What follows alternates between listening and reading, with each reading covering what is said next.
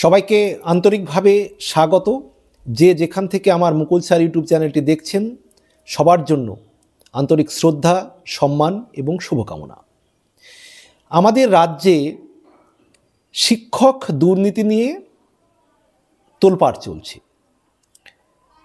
অনেক শিক্ষকের চাকরি চলে যাবে, সুপ্রিম কোর্টে মামলা চলছে, সেখানে যোগ্য অযোগ্যর প্রশ্ন আসছে, যে যোগ্যরা থাকবে অযোগ্যরা বাতিল হবে, আর যদি যোগ্য অযোগ্য বাছাই না করা যায় তাহলে পুরো প্যানেল বাতিল হতে পারে।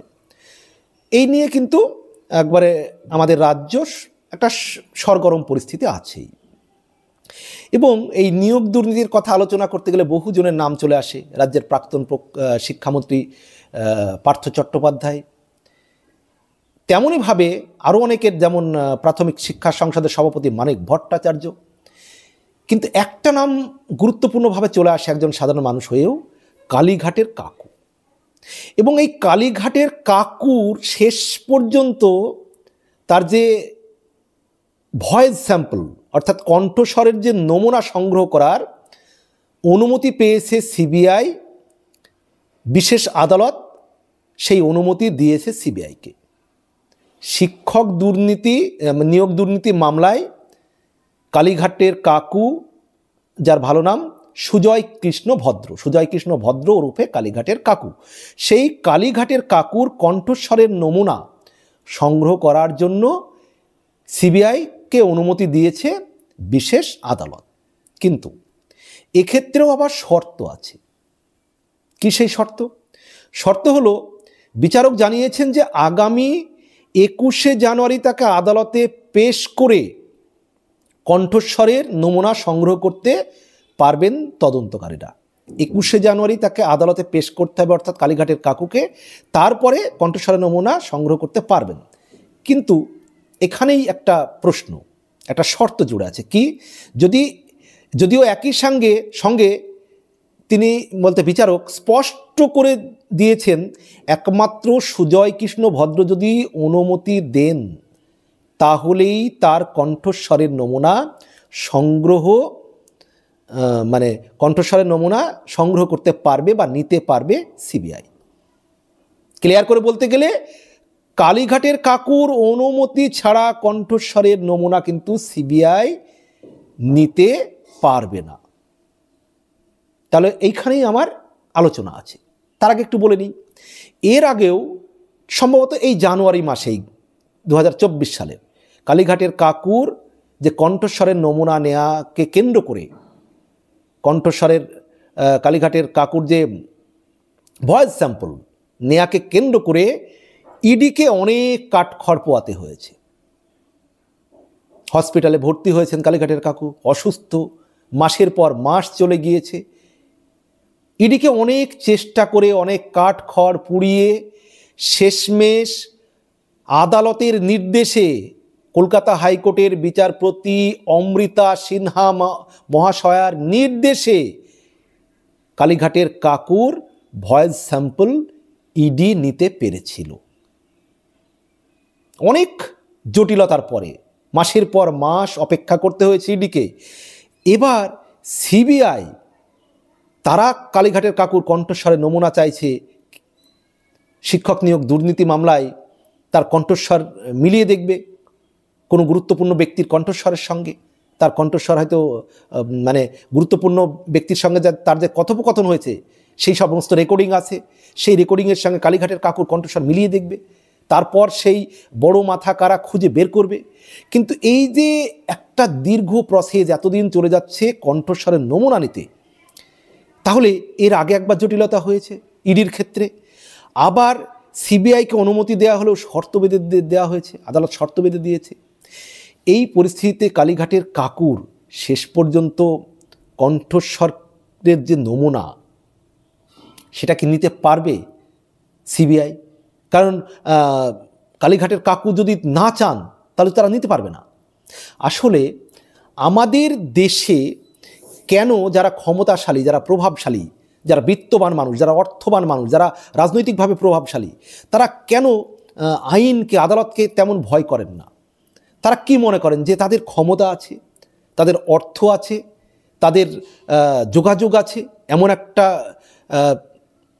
চেন আছে তাদের, সেই জায়গা থেকে তারা অন্যায় করলেও, অপরাধ করলেও, যেহেতু আইনের যে দীর্ঘসূত্রিতা আছে, সেই জায়গার থেকে তারা একটা সময় ফাঁক গলিয়ে বেরিয়ে আসতে পারবে, বা তাদের প্রভাবে, তাদের ক্ষমতায়, তাদের অর্থ বলের কারণে ভালো ভালো বড় বড় আইনজীবী তারা দাঁড় করাতে পারবে। বিভিন্নভাবে এমন এমন আইনজীবী তারা দাঁড় করাবে যে বিচারকদেরও প্রভাবিত করতে পারবে, তাদের ক্ষমতার বলে প্রভাবিত করতে পারবে।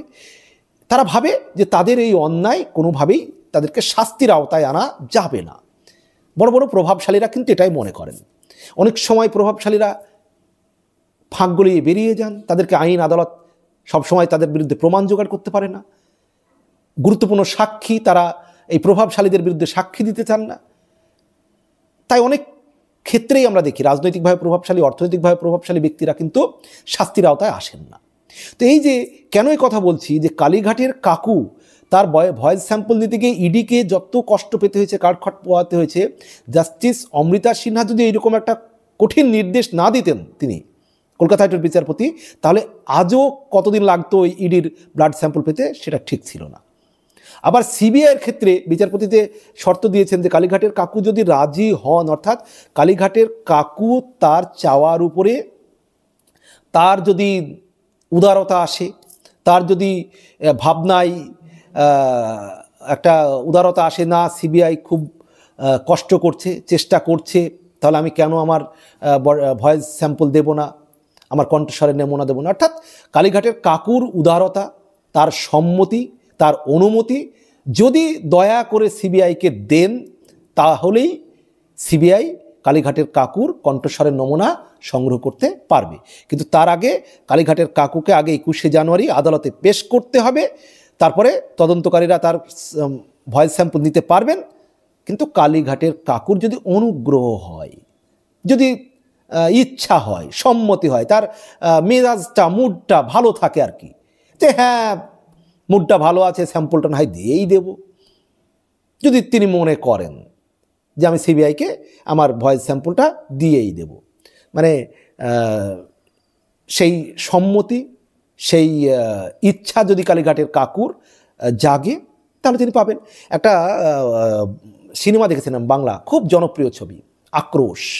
তো প্রসেনজিৎ ভিক্টর ব্যানার্জির বাড়িতে গিয়ে বলে এসেছিলেন যে, ভিক্টর ব্যানার্জি যেহেতু বেশ কিছু অপরাধ আছে, তো বলেছিলেন ভিক্টরের মাকে গিয়ে যে, ভিক্টরের ওই সিনেমাতে নাম হচ্ছে সম্রাট, তো আপনার সম্রাট, তো ভিক্টরের মাকে, মানে চলচ্চিত্রের যেহেতু অভিনয়ে সম্রাটের রোল করছেন, তো সম্রাটের মাকে বলছেন যে আপনার ছেলেকে বলবেন প্রতিদিন যেন একবার করে থানায় গিয়ে হাজিরা দিয়ে আসে, মানে ভিক্টরকে দিতে বলেছেন, প্রসেনজিৎ বলে এসেছিলেন। তো তারপর ভিক্টর যখন বাড়িতে আসলেন, তার মা বললেন তাকে, তো ভিক্টর তখন প্রসেনজিতের বাড়িতে গিয়ে আবার হুমকি দিয়ে আসলো যে আপনার ছেলে আমার মাকে গিয়ে বলে এসছেন যে আমার সইটা থানায় গিয়ে করে আসতে, তো আমার ভালোর জন্য আপনার ছেলে বলে এসছে যে আমাকে সই করার জন্য, এটা আমার পক্ষে নাকি ভালো হবে। তো আমি বলছি আপনার ছেলে চাকরি বাঁচানোর জন্য যদি আমার সইটা প্রয়োজন হয়, তাহলে বলবেন আমার বাড়িতে খাতাটা পৌঁছে দিতে, মনটা ভালো থাকলে সেটা করেই দেব। তো এক্ষেত্রে কালীঘাটের কাকুর যদি উদারতা আসে, তার যদি মহত্ব জাগে, তার যদি মনে হয়, তাহলে তিনি ভয়েস স্যাম্পলটা দিয়েই দেবেন অনুমতি। বাকি আপনারা কি মনে করেন? আমি আদালতের প্রতি সম্পূর্ণ শ্রদ্ধা রেখে, সম্মান রেখে আমি বলতে চাই, আদালতের প্রতি আমার পূর্ণ আস্থা রয়েছে, সম্মান রয়েছে। কিন্তু যে কোনো যারা অভিযুক্ত, তাদের মতামতের উপর ভিত্তি করে যদি বিষয় ছেড়ে দেওয়া হয়, তাহলে কি তারা এই ধরনের সম্মতি দিতে চাইবেন? এটা আমার একটা প্রশ্ন। তারা কি সম্মতি দিতে চাইবেন? এটা আমার প্রশ্ন দর্শক বন্ধুদের কাছে। বাকি হাইকোর্টের প্রতি, আদালতের প্রতি, বিচারকের প্রতি আমার পূর্ণ আস্থা, সম্মান, শ্রদ্ধা। কোনোভাবেই আমি আদালতের প্রতি আস্থা হারাতে চাই না। বাকি সবাই ভালো থাকবেন, সুস্থ থাকবেন, আর আপনাদের গুরুত্বপূর্ণ মতামত অবশ্যই জানাবেন। সবার জন্য শুভকামনা।